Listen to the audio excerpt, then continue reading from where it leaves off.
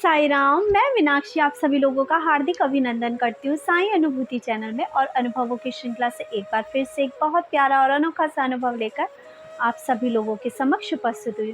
लेकिन उससे पहले चलिए सभी लोग हाथ जोड़कर बाबा का जयकारा लगाते हैं। अनंत कोटि ब्रह्मांड नायक राजाधिराज योगी राज परम ब्रह्म श्री सच्चिदानंद सद्गुरु साईनाथ महाराज की जय। ओम साई राम। साथियों, आज ये अनुभव मैं आपको बताने जा रही हूँ वो है सरिता जी का, जो कि बॉम्बे से हैं।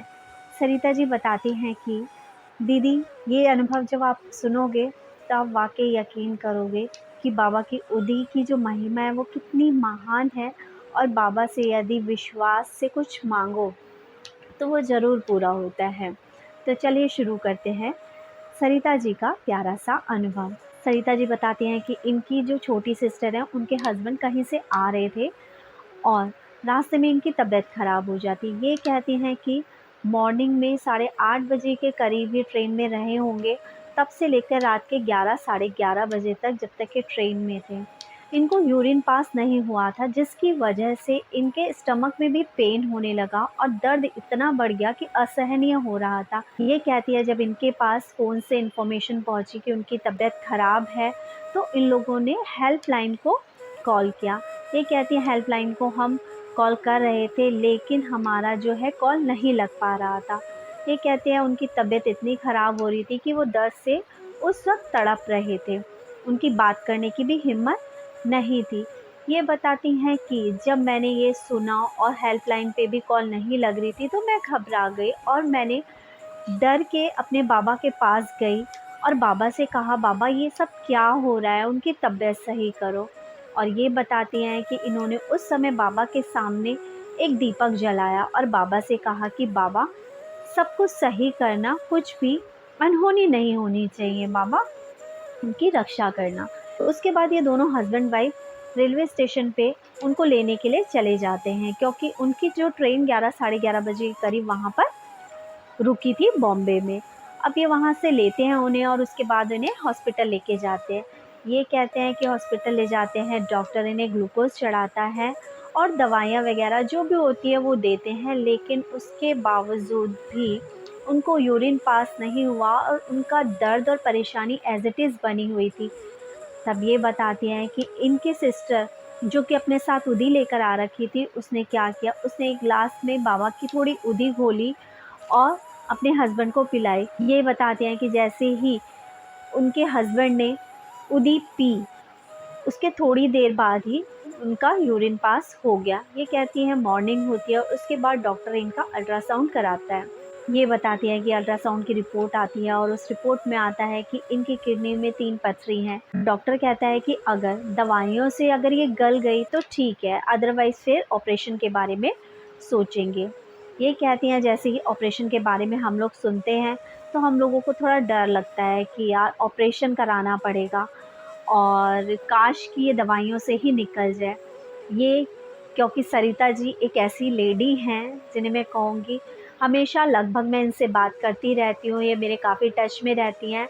तो इन्होंने ना जाने मुझे कितने ऐसे अनुभव बताए हैं जिसमें इन्होंने सिर्फ बाबा से प्रे कर कर के ही लोगों के लिए, नॉट इवन कि ये अपने लिए प्रे करती हैं बाबा से, इवन ये अपने परिवार के सभी सदस्यों के लिए, जिसको भी दुख बीमारी में ये देखती हैं, परेशान देखती हैं, उनके लिए ये प्रे करती हैं। तो इन्होंने ऐसा ही किया अपनी छोटी सिस्टर के हस्बैंड के लिए। इन्होंने बाबा से प्रार्थना की और बाबा के सामने संकल्प लिया कि बाबा मैं आपके मंदिर नंगे पैर आऊँगी, लेकिन बाबा मेरी जो सिस्टर के हस्बैंड है उनके ऑपरेशन की नौबत नहीं आनी चाहिए और दवाइयों से ही जो है पथरी निकल जानी चाहिए और गल जानी चाहिए। अप्रैल का टाइम था, गर्मियाँ हो चुकी थी। ये कहती है दोपहर का लगभग 1 या 1:30 बजे थे जब मैं बाबा के मंदिर जाती हूँ, क्योंकि ये अपना ऑफिस का काम भी करती हैं, तो इस वजह से इन्हें जो टाइम मिला दोपहर का मिला और ये उस वक्त मंदिर जाती है। ये कहती हैं जो मंदिर है मेरे घर से वो 1 किलोमीटर से थोड़ा कम होगा। कहती हैं धूप बहुत तेज़ थी और मेरे पैर बुरी तरह से जल रहे थे, लेकिन मन में सिर्फ मैं बाबा का नाम लेती जा रही थी और उसी जलते हुए तपते हुए पैरों में मैं बाबा के मंदिर पहुंचती हूँ और बाबा से कहती हूँ कि बाबा चाहे कुछ भी हो जाए, मैं तो ये पीड़ा सह लूँगी, लेकिन मेरी जो सिस्टर है, उनके हस्बैंड की जो पथरी है वो दवाइयों से ही गलनी चाहिए, ऑपरेशन की नौबत नहीं आनी चाहिए। बाबा ये विश्वास दिलाए मुझे और इनका पूरा विश्वास था कि बाबा ऐसे ही करेंगे। अब ये तो बाबा के सामने अपनी प्रार्थना कर कर आ जाती हैं। अब बारी है बाबा की। अब देखते हैं कि बाबा जो इतना ये विश्वास करती है उसकी लाज रखते हैं या नहीं रखते। तो बात अप्रैल की थी। अभी लास्ट वीक सैटरडे के दिन इनका मैसेज आया है कि दीदी आज मेरी सिस्टर के हस्बैंड की रिपोर्ट आई है अल्ट्रासाउंड की, जिसमें जो इनकी 3 पथरी थी वो गल चुकी हैं, अब ऑपरेशन नहीं होगा।